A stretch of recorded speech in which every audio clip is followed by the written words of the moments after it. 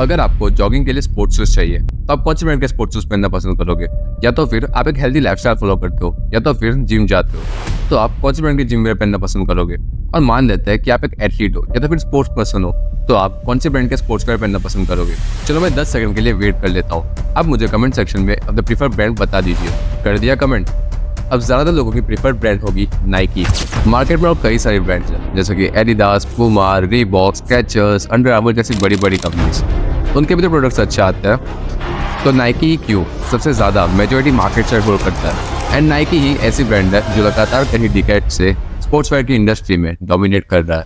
And मेरे प्यारे marketers gas कर रहे होंगे कि it's because of their eye catching gigs, but no, it's because of their killing marketing strategies. आज के ज़माने की सबसे डिमांडिंग स्पोर्ट्स वेयर की इंडस्ट्री में नाइकी ब्रांड ने ऐसा तो क्या किया कि मार्केट में इतनी सारी ब्रांड्स होने के बावजूद लोग नाइकी को ही प्रीफर करते हैं। मिडिल क्लास से लेकर रिच लोगों तक सबके पास आज नाइकी के किक्स या तो फिर उनकी कोई ना कोई प्रोडक्ट तो होती ही है। एंड अगर नाइकी के किक्स के बारे में बात करें तो भाई दुनिया भर में इनका तो क्रेज ही अलग है। Hello everyone, my self with Patel, founder of pixel apex labs, a creative digital marketing agency. Welcome to the second episode of Unlocking the Insights of Best Marketing and Branding Strategies Applied by Successful Businesses। तो आज के इस video में हम बात करेंगे Nike की branding and brand colour palette के बारे में। एंड साथ ही साथ इतने सारे कैंपेन्स में से कौन से कैंपेन उनके लिए गेम चेंजिंग साबित हुए उसके बारे में।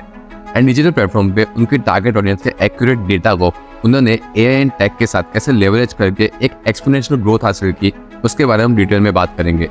So without taking further time, let's start the topic.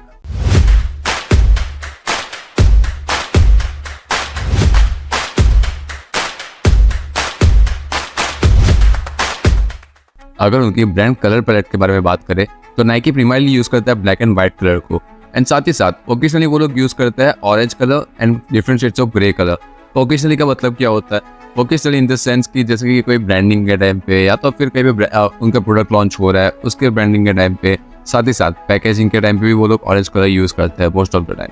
And अगर एडवर्टाइजिंग की बात करें तो कई बार उसमें ब्लैक एंड व्हाइट तो होता ही है, बट साथ ही साथ different shades of grey colours भी उसमें होता है। एंड अगर उसमें ब्लैक एंड व्हाइट कलर को देखें तो वो काफी क्लासिक और टाइमलेस लगता है, conveying the sense of sophistication and power.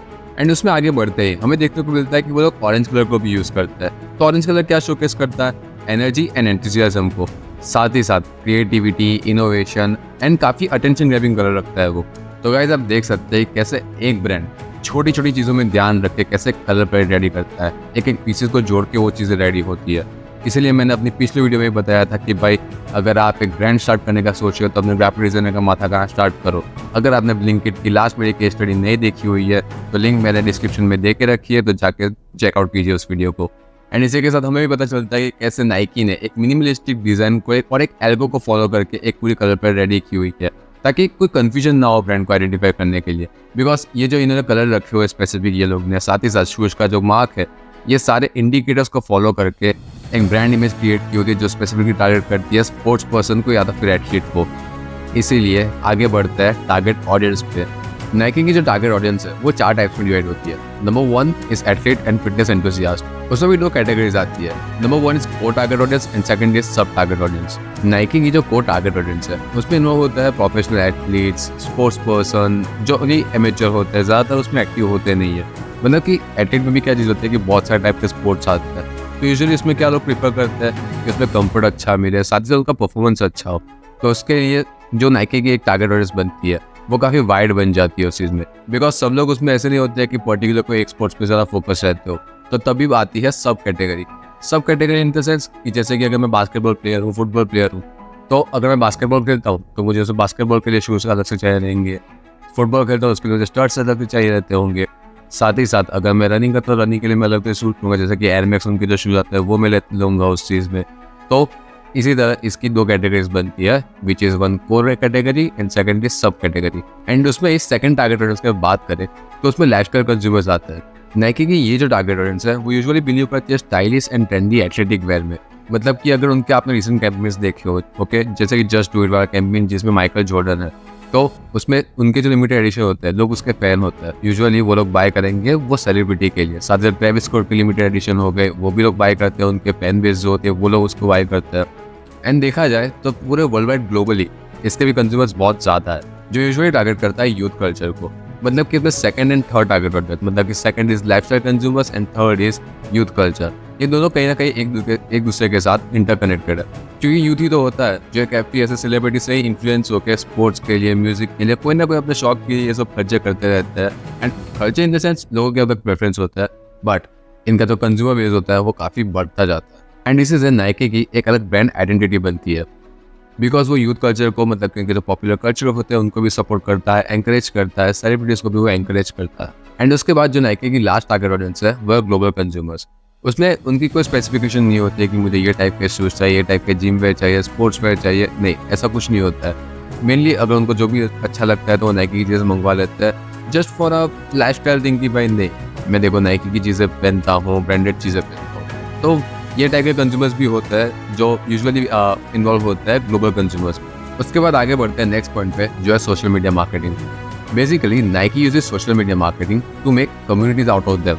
तो नाइकी इस चीज़ से कम्युनिटीज कैसे बनाता है, तो चलो डिटेल में इसको ब्रेक डाउन करते हैं। फॉर एग्जाम्पल, नाइकी रन करता है नाइकी रन क्लब, जो कि एक एप्लीकेशन है जो यूजर के सिर्फ रन को ट्रैक नहीं करता है, मतलब कि उनके जो रनिंग रेट होते हैं, मतलब कि जॉगिंग करने जाते हैं तो कितने किलोमीटर उन्होंने रन किया है, वो चीज़ को इसे मॉनिटर नहीं करता है, बट साथ ही साथ उनके परफॉर्मेंस भी मॉनिटर करता है। एंड दूसरी चीज़ों में माने तो उसमें वो लोग चैलेंजेस भी रखते हैं, साथ ही साथ कुछ कम्युनिटी में ज्वाइन होने के लिए वो सोशल मीडिया को यूज़ करते हैं। जैसे कि समझ लेते हैं कि यार नाइकी का ब्रॉडकास्ट ग्रुप है, ओके, तो एप्लीकेशन के थ्रू वो एक अलग सा एक ब्रॉडकास्ट ग्रुप रखता है, जिसमें उनकी कम्युनिटी के जो लोग होते हैं जिनके सेम इंटरेस्ट होते हैं वो उसमें से कम्युनिटीज बिल्ड करते हैं। वो लोग गैदरिंग करते हैं, कोई मतलब ऐसे मैराथन वो लोग ऑर्गेनाइज कर सकते हैं, मतलब कि उससे एक कम्युनिटी बनती है जिससे नाइकी को एक बहुत बड़ा डेटा मिलता है। साथ ही साथ नाइकी यूज़ करता है यूजीसी कंटेंट को। अब ये यूजीसी कंटेंट क्या होता है?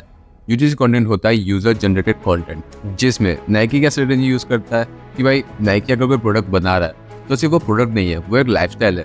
आज कंज्यूमर्स जो है वो नाइकी के पास से शूज़, जिम में वो सब परचेज नहीं कर रहे, वो लोग एक हेल्दी लाइफस्टाइल या तो फिर फिटनेस की लाइफस्टाइल को फॉलो कर रहे हैं, साथ ही साथ परचेज भी कर रहे हैं। तो उस चीज़ में नाइकी क्या करता है कि जितने भी वर्ल्ड वाइड एथलीट्स होते हैं, या देखिए अगर कोई नया आया है एथलीट की दुनिया में, साथ ही साथ कोई पास्ट की कोई सेलिब्रिटी रहे है एथलीट की दुनिया में, तो वो लोग के साथ कोलैबोरेशंस करते हैं, वीडियोस बनाते हैं to connect with their actual target audience, जो कि फिटनेस के लिए काफ़ी एंथुसियास्ट है, एथलीट के लिए काफ़ी एंथुसियास्ट है।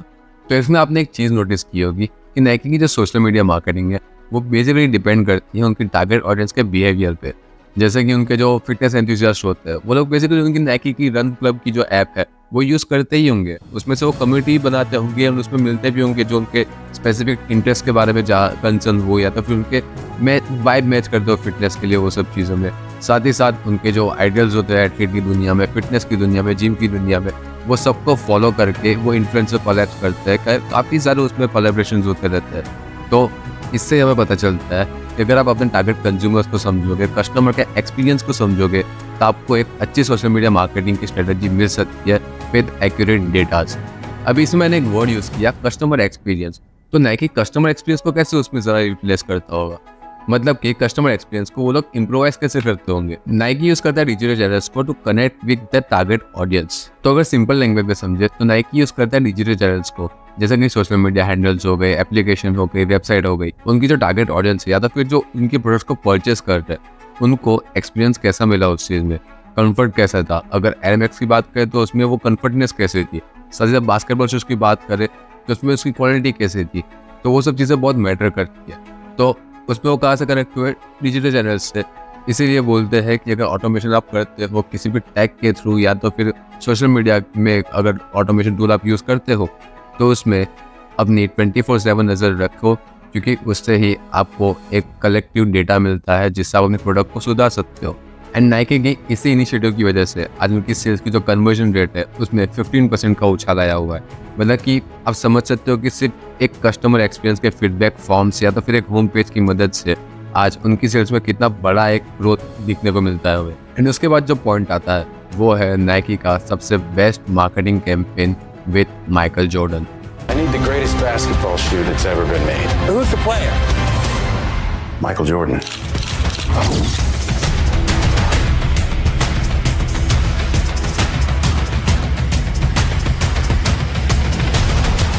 माइकल जॉर्डन का नाम तो सबने सुना ही होगा, राइट, जो कि एक आइकॉनिक बास्केटबॉल प्लेयर है।